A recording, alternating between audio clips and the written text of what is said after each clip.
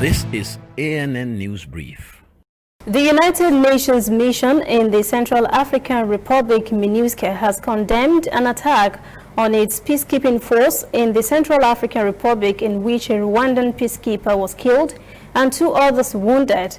UN Secretary General Antonio Guterres, in a statement, expressed condolences to the family of the victim and the Rwandan government. The UN mission said in a statement the attack in Getse in Central African Republic's northwest region violated a peace agreement signed by a rebel group called C.A.R. and its leader, Abbas Siddiqui.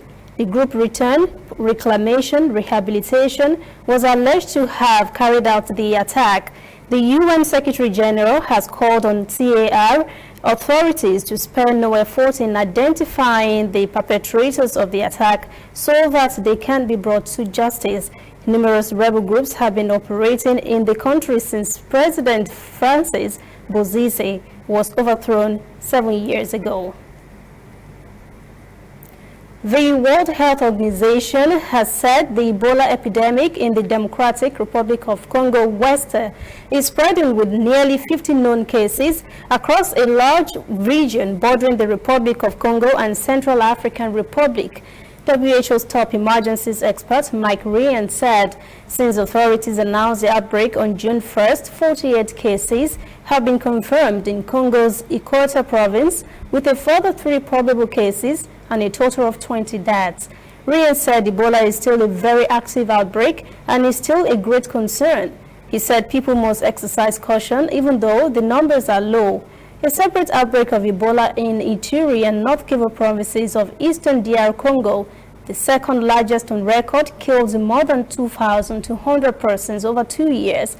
At least 3,463 confirmed and probable cases were reported. We'll be right back.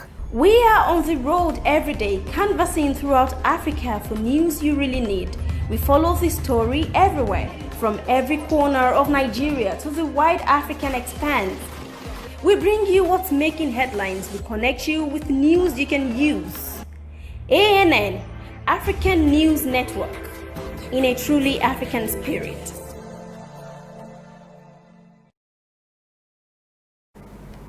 The United Nations investigators are calling on Burundi's new president, Evariste Ndayishimiye, to improve the country's human rights record and break the cycle of violence.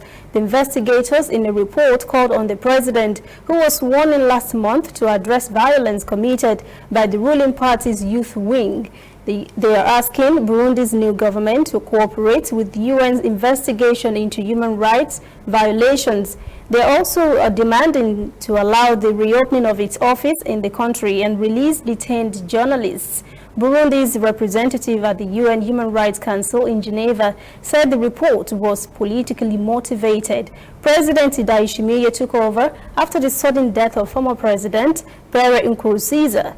Media reported while Nkurunziza was still in power, Burundi's security services was allegedly running secret torture sites to silence dissent. The government has denied any human rights violations.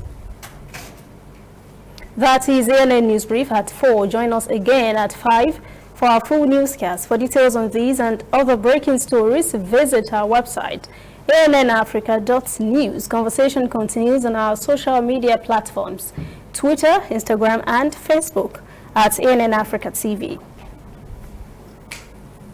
I'm Lucy Adeyemi.